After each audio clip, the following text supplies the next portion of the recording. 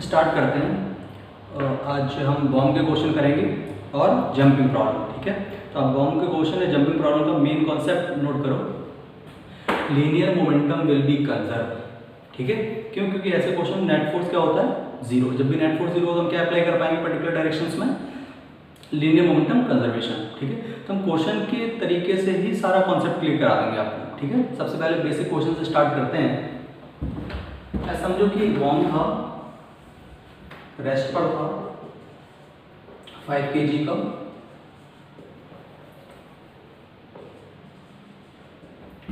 और ये ब्रेक कर गया 3 पार्ट में, 2 kg, 2 kg and 1 kg। After explosion 2 kg and 2 kg particle या piece move perpendicular to each other, then find out the speed of third particle, ठीक है। देखो क्या लीनियर मोमेंटम कंजर्व है जस्ट बिफोर एक्सप्लोजन और just after explosion, मतलब bomb फूटने से पहले और बॉम्ब फूटने के जस्ट बाद we can apply linear momentum conservation. Got my point? Okay. Then what is initial momentum? Zero. Final momentum, तो ये दोनों एक दूसरे से परपेंडिकुलर 90 डिग्री पे जा रहे हैं, तो हम इसे मान लेते हैं एक्स डायरेक्शन में, इसे मान लेते हैं वाई डायरेक्शन। कुछ भी मान लोगे परपेंडिकुलर तो आंसर सेम ही आना है। तो हम क्या लिखेंगे, 2v i cap plus 2v j cap plus 1 into v1 vector. इस पार्टिकल की स्पीड क्या मान ली, v1 वेक्टर। अच्छा, दोनों ये म्यूचुअली परपेंडिकुलर टू मूव कर ही रहे हैं, और साथ में ऐसा भी नोट कर लो कि with the same speed v, ठीक है। यहाँ से v1 vector is equal to क्या आ गया, v1 vector is equal to आ गया minus 2v i cap minus 2v j cap. हमें तो मैग्नीट्यूड से मतलब, तो v1 वेक्टर का मैग्नीट्यूड क्या आ जाएगा, तो इसका जब हम मैग्नीट्यूड कैलकुलेट करेंगे तो जाएगा under of 4v square plus 4v square, 8v square, मतलब 2√2v metre per second. Answer clear? कोई परेशानी नहीं, बहुत बेसिक क्वेश्चन था।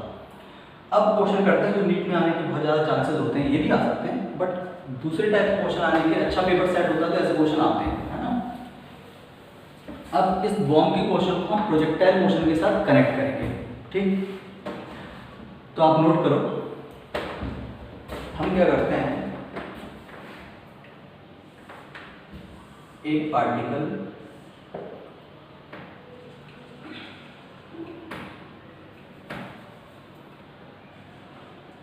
मास ले लेते हैं 3 kg, अपना स्टैंडर्ड एंगल 37 और 50 मीटर पर सेकंड से लॉन्च किया।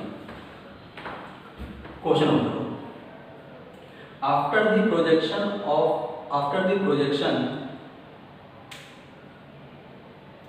of 2 seconds, particle break into 2 parts of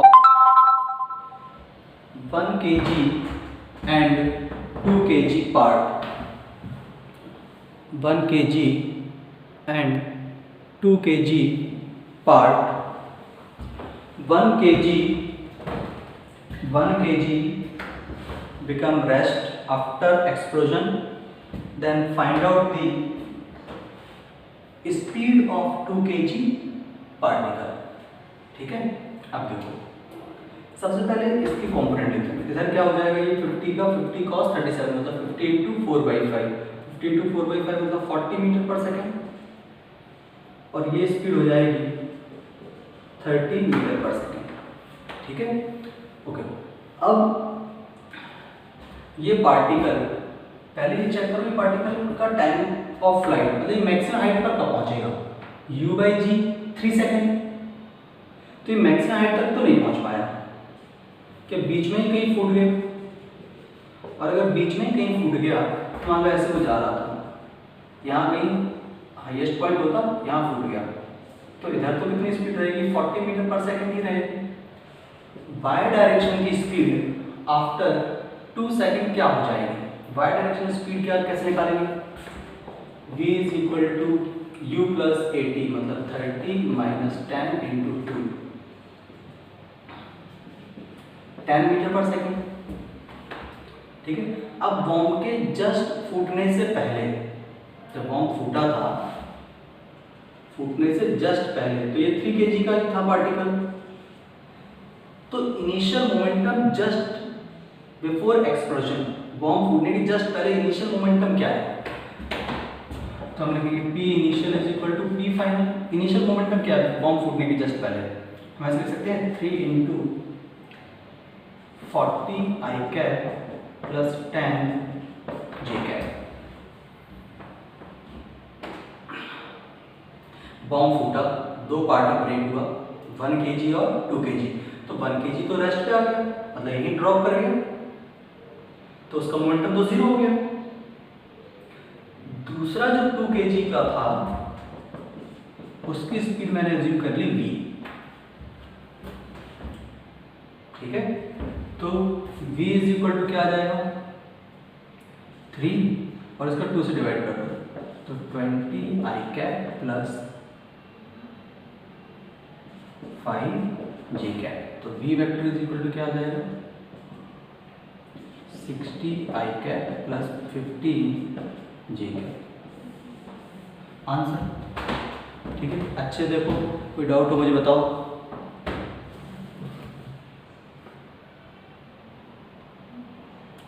देखो कोई परेशानी हो, क्लियर है यहाँ तक?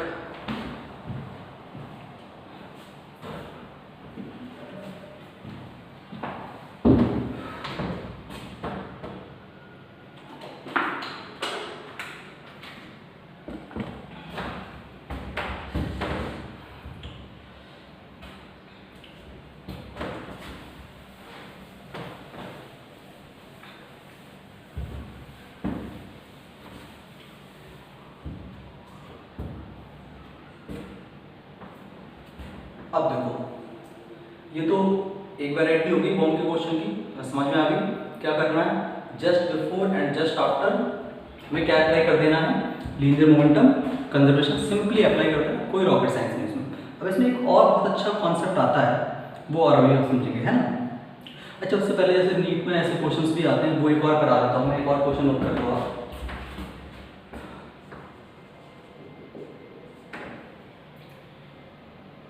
A particle break into 2 parts of mass ratio 1:3,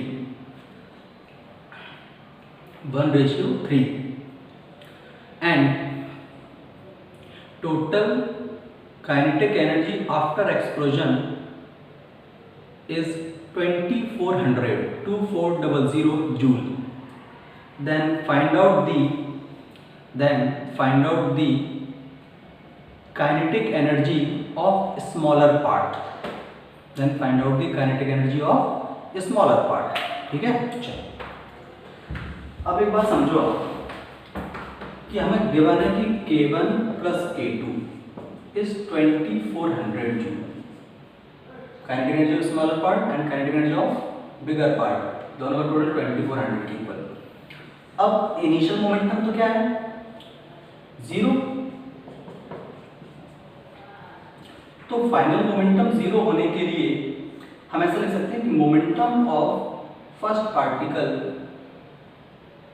plus momentum of second particle इसके इक्वल होना चाहिए।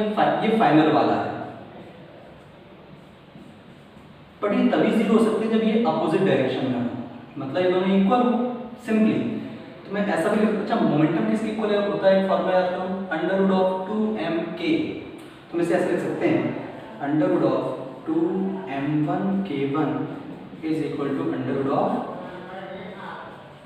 √2m2k2। क्लियर? कैंसिल आउट हो गया। तो इसे हम ऐसे लिख देंगे, k1/k2 is equal to m2/m1, मतलब 3:1। कोई परेशानी इसमें? ये वैल्यू उठा के हमें सब्स्टिट्यूट कर देंगे इस इक्वेशन में। तो k1 प्लस k2 की जगह पर हम क्या लिख सकते हैं?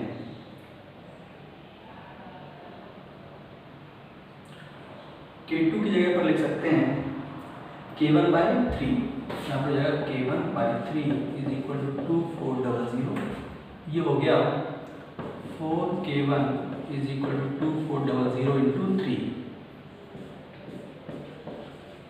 तो K1 इज इक्वल टू क्या हो गया 1800 जूल।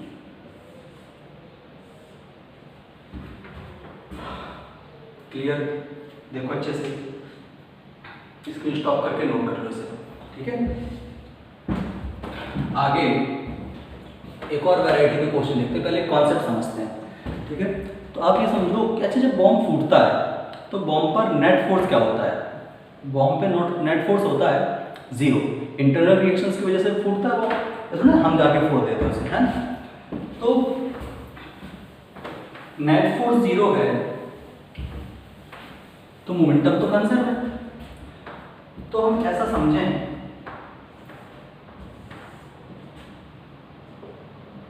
ऐसे एक बॉम्ब जा रहा था, ऐसे हमने प्रोजेक्ट किया था, ऐसे जा रहा था, यहां भी जाके वो कई सारे पार्ट में टूट गया, कई सारे।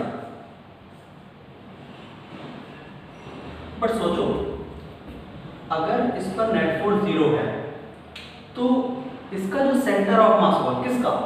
बॉम्ब का, उसके पाथ पे क्या फर्क पड़ेगा? इन सारे पार्टिकल्स के पाथ पे फर्क पड़ेगा। ये सारे पार्टिकल डिफरेंट स्पीड से डिफरेंट पाथ को फॉलो करेंगे, बट इस पूरे सिस्टम का जो सेंटर ऑफ मास होगा उसका पाथ अभी भी पैराबोलिक होगा और वो वहीं जाके गिरेगा जहां पर बॉम्ब फूटने से पहले गिरना चाहता था। तो अभी पॉइंट स्टार मार्क करके नोट कर लो, कई एग्जाम में हेल्पफुल है, ये काफ़ी चीज़ें आपको क्लियर कराएगा, ठीक है। क्या रखना है कि बॉम्ब के क्वेश्चन में किसका पाथ चेंज नहीं होता, इंडिविजुअल पार्टिकल का नहीं, वो तो चेंज होगा, बट सेंटर ऑफ मास का पाथ वही होगा, पैराबोलिक ही होगा जो पहले प्रोजेक्टाइल का था। Got my point? चलो इस पर एक क्वेश्चन करते हैं, बढ़िया था एकदम, और जो क्वेश्चन मैं करा रहा हूँ उसका आप स्टार मार्क कर सकते हैं।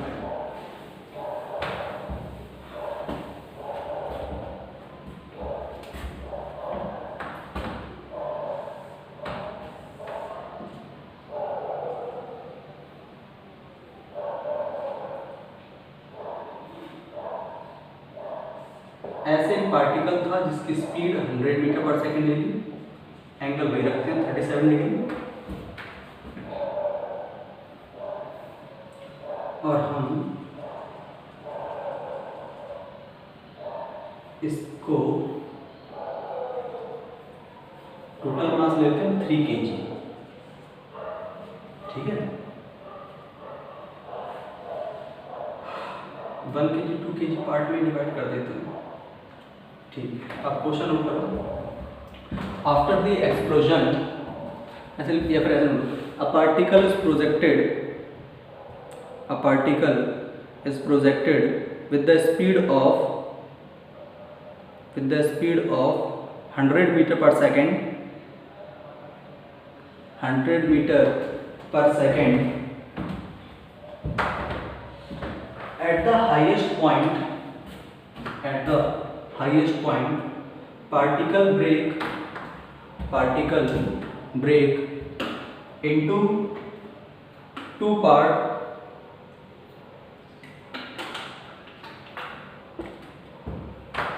of mass ratio, break into 2 part of mass ratio 4 करने से ज़्यादा अच्छा रहेगा, of mass ratio 1:3, lighter particle drop at the point of explosion, then find out the distance of the point from the projection point where heavier particle will land। अब मैं आपको थोड़ा feel करा के समझाता हूँ, है ना। क्वेश्चन क्लियर है? क्या था क्वेश्चन कि हमने एक पार्टिकल को प्रोजेक्ट किया 100 मीटर पर सेकंड स्पीड से, ये पार्टिकल ऐसे गया हाईएस्ट पॉइंट पर, 2 पार्ट में ब्रेक हो गया जिनके मास की रेशियो क्या लिया हमने 1:3, ठीक। और जो लाइटर पार्टिकल था, जो 1 kg का पार्टिकल था समझो, वो यही ड्रॉप करेगा। तो बोला कि सेकंड पार्टिकल जो होगा वो कहाँ गिरेगा। तो एक बात अभी भी समझाया कि जो सेंटर ऑफ मास का पाथ होगा उस पर कोई फर्क नहीं पड़ेगा, अभी भी सेंटर ऑफ मास यहीं जाके लैंड करेगा। तो सेकंड पार्टिकल, फर्स्ट पार्टिकल तो यहीं गिर गया, यहाँ पर भी, यहाँ से कितने डिस्टेंस पर, r/2 पर। तो फर्स्ट ऑफ ऑल हमें इसका रेंज कैलकुलेट करना है। रेंज कैसे कैलकुलेट करते हैं, याद है कुछ? 100 का इधर कॉम्पोनेंट क्या हो जाएगा, 100 × 4/5 80, और ये कितना हो जाएगा 60। तो रेंज का हाफ लेना है, तो हम रेंज क्या लिखते थे, 2 × ux × uy/g। तो रेंज का हाफ क्या हो जाएगा, ux u/g, मतलब ये वैल्यू आ गई 480 मीटर। ठीक, अब बताओ बॉम्ब जो फूट के 2 पार्ट में ब्रेक हुआ, बॉम्ब पे कोई फोर्स नहीं है, पक्का 110%। ओके, अगर इस पर नेट फोर्स 0 है बॉम्ब पर, तो हम ऐसा लिख सकते हैं कि सेंटर ऑफ मास यहाँ लैंड किया, तो हमें तो पता है XUM क्या होता है, m1x1 + m2x2 / m1 + m2। XUM यहाँ से सेंटर ऑफ मास का डिस्टेंस क्या है, ये 480 है, तो ये डबल हुआ 960 मीटर। तो XUM हो गया 960 मीटर। m1 कितना था, 1 m1x1। यहाँ से फर्स्ट पार्टिकल का डिस्टेंस क्या है, 480, तो लिख देंगे 480 + m2 मतलब 3x2 / 4। ठीक है, तो ये कितना हो जाएगा, 960 मल्टीप्लाई कर देते हैं 0, ये 3840 होगा मेरे हिसाब से, -480 = 3x2। तो ये हो गया 0 6 3 3 divided by 3 = x2, 1120 is x2। Simple, कोई परेशानी। अच्छे देखो, इस क्वेश्चन पे स्टार मार्क कर सकते हो। मैं फिर एक बार इस क्वेश्चन को एक्सप्लेन करूंगा, पहले अच्छे देखो, कोई डाउट हो मुझे बताओ।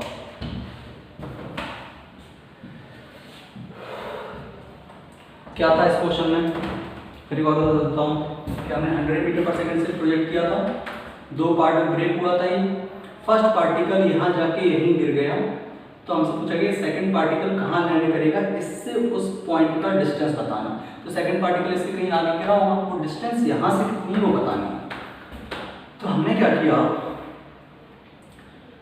ये डिस्टेंस कैलकुलेट की। डिस्टेंस क्या होगी, रेंज का हाफ, रेंज होती है 2ux uy/g, तो हाफ क्या हो जाएगा, ux uy/g, तो सिंपली आ गया 480 मीटर। तो रेंज कितना हो गया, 960। अभी हमने कॉन्सेप्ट सीखा था कि सेंटर ऑफ मास के पाथ का कोई फर्क नहीं पड़ता। तो सेंटर ऑफ मास कहाँ लैंड किया, 960 मीटर डिस्टेंस पर। तो XUM का फॉर्मूला है, बता दो, हमने इससे इसका आंसर निकाला। Clear, okay. ये थोड़ा सा अलग मेथड था, इसको हमने सिंप्लीफाई किया। एक कॉमन सेंस वाला 2 लाइन में आंसर है, ठीक है, आप 2 लाइन लिखोगे आंसर आ जाएगा। आप इस स्क्रीन स्टॉप करके नोट करो, फिर सेकंड मेथड बताता हूँ, इसको बहुत ही बढ़िया।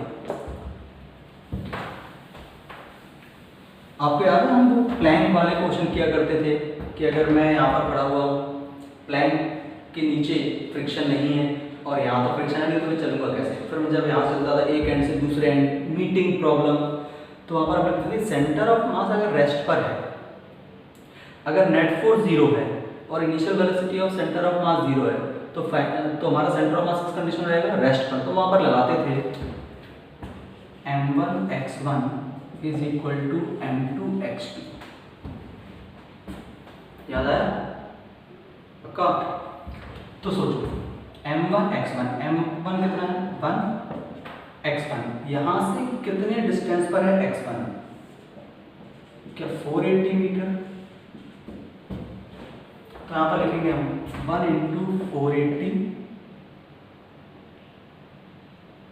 = m2x2। m2 कितना है, 3 × x2। तो x2 कहाँ से निकल गया, x2 कितना निकल के आया 160 मीटर, लेकिन कहाँ से, हाँ यहाँ से और 160 मीटर, ये है x2।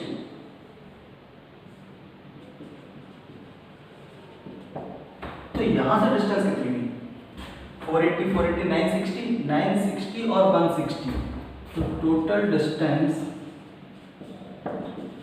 960 प्लस 160,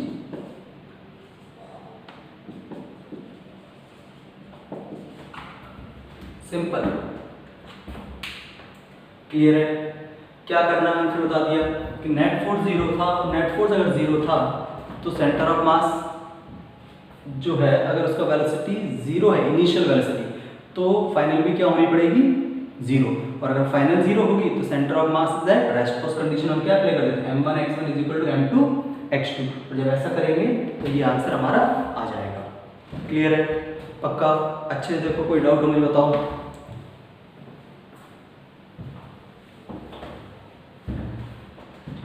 ठीक, चलो, तो ये हमारा बॉम्ब के ऊपर क्वेश्चन हो गया।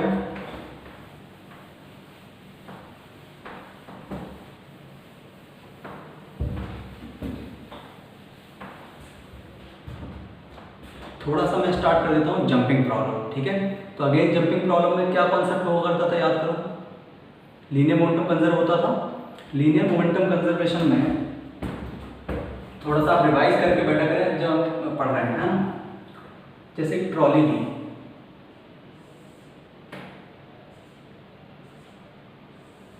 और ट्रॉली पर अगर कोई पर्सन यहाँ ऐसे खड़ा हुआ है, सबसे पहले तो हम ये समझते थे जब ये जंप करेगा तो इस पर्सन पर फ्रिक्शन कहाँ लगेगा, आगे, तो ट्रॉली पे कहाँ लगेगा, पीछे। पर सोचिए इस पर फ्रिक्शन F लगा आगे, इस पर फ्रिक्शन F लगा पीछे, तो नेट फोर्स क्या है 0, और अगर नेट फोर्स 0 है तो अगेन मोमेंटम क्या है कंजर्व। सिंपल, और कुछ भी नहीं, मोमेंटम कंजर्वेशन अप्लाई करना। क्लियर है, याद करो इस पर्सन के जंप करने की 3 वैरायटी सिखाएंगे जंपिंग की। कौन कौन सी, with respect to ground, second with respect to trolley, और उसमें कौन सी category, before jump and after jump. कि पर्सन, क्योंकि आपको क्वेश्चन के अंदर क्या गिवन होगा कि person jump with a particular speed. अब वो कितनी स्पीड से जंप किया, किसके रिस्पेक्ट में, इसको देने के 3 तरीके। आपसे ऐसा बोलिए, a person jump with the speed of 20 meter per second with respect to ground, second with respect to trolley, but trolley की सोचो 2 स्पीड होंगी, एक तो ट्रॉली किसी पर्टिकुलर स्पीड जा रही है जंप करने से पहले, अब पर्सन जब जंप कर जाएगा तो ट्रॉली की स्पीड चेंज हो जाएगी। तो ट्रॉली के किस कंडीशन, किस स्टेट के रिस्पेक्ट में आपको स्पीड दिए, वो हमारे लिए काफ़ी मैटर करेंगे। क्लियर है यहाँ तक, आप एक बार थोड़ा रिवाइज करना, अगले टर्म पर हम यहीं से स्टार्ट करेंगे। ठीक है, बाय बाय, टेक केयर।